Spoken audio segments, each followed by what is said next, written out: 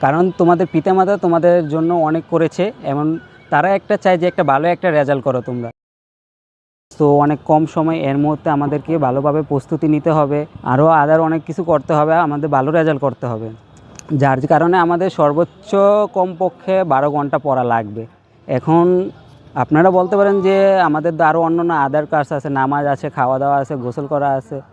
তো আমি বলবো যে আপনাদেরকে 12 ঘন্টা পড়তে হবে, বাকি আপনি 8 ঘন্টা ঘুমানোর জন্য রাখেন, আর বাকি 4 ঘন্টা আপনি আদার যেমন নামাজ আছে, খাওয়া আছে, বাকিগুলো কাজগুলো করতে পারেন। আমাদের এটা পড়াশোনা গোছালোভাবে করতে হবে, কখনো অগোছালো করা যাবে না। তোমাদেরকে এখনই এই মুহূর্তে একটা রুটিন করে নিতে হবে, যাতে করে তোমরা ভালো একটা রেজাল্ট এবং প্রত্যাশা পেতে পারো। যেমন তোমাদের যদি সাবজেক্ট 13টা হয়, তাহলে কমপক্ষে একটা সাবজেক্টের জন্য 1 ঘন্টা করে সময় দিতে হবে।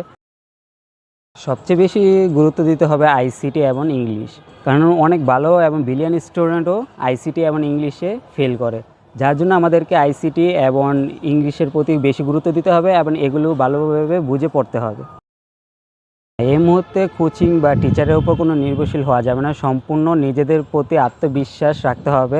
এখন যদি তোমরা কোচিংয়ে দৌড়াদৌড়ি করো, তাহলে তোমরা কিভাবে পড়াশোনা করবে? তাই আমি বলবো যে তোমরা এখন নিজেদের প্রতি আত্মনির্ভরশীল হও, নিজেরা গোছালোভাবে পড়াশোনা করো, একটা রুটিনের ভিতরে পড়াশোনা করো। কারণ তোমাদের পরীক্ষার হলেতে তোমাদের টিচার কোনোভাবে গিয়ে লিখে দিয়ে আসবে না, তোমাদেরটাকে তোমাদেরই দিতে হবে। আমি বলবো যে মেন বইটাকে সবচেয়ে বেশি প্রাধান্য দেওয়া উচিত, কারণ বিগত পরীক্ষাগুলোতে মেন বই থেকে অনেক কিছু আসছে, এমন আমাদের সময় আমরা মেন বইগুলোকে বেশি গুরুত্ব দিয়ে পড়ছি, যার কারণে আলহামদুলিল্লাহ আমরা ভালো একটা রেজাল্ট করেছি। আমি তোমাদেরকে বলবো যে তোমরা মেন বইয়ের প্রতি সবচেয়ে বেশি গুরুত্ব দাও, পাশাপাশি আমাদের বোর্ড কোশ্চেনগুলো আছে ওইগুলো তোমরা সলভ করো, যাতে দেখবে তোমাদের রেজাল্ট আরও ভালো হবে। আমি নিজে ব্যক্তিগতভাবে 13 ঘন্টা পড়তাম, কারণ আমার বই ছিল 13টা, যার কারণে আমি প্রতিটি সাবজেক্টে 1 ঘন্টা করে সময় দিতাম। এখন তোমাদেরকে বলি, এমনকি আমাদের সময় আমরা যখন 13 ঘন্টা পড়তাম, তখন আমাদের বিরক্ত বোধ লাগতো, যার কারণে আমি প্রতি সাবজেক্ট 50 মিনিট পড়তাম, বাকি 10 মিনিট ব্রেকের জন্য। কিন্তু 10 মিনিটই, এর থেকে একটু কমও না বেশিও না। তাই 10 মিনিট পরে আমি আবার নিজের বইয়ের কাছে ফিরে যাই। ফোন ব্যবহার করা যাবে না, এটা সম্পূর্ণই হারাম।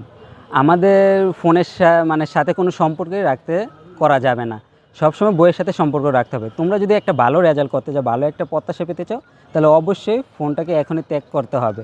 এই মুহূর্তে তোমরা ফোনটাকে সুইচ অফ করে দিয়ে তোমরা বইয়ের সাথে সম্পর্ক হবে, কারণ তোমাদের পিতামাতা তোমাদের জন্য অনেক করেছে, এমন তারা একটা চায় যে একটা ভালো একটা রেজাল্ট করো তোমরা, তাতে তারা খুশি হবে।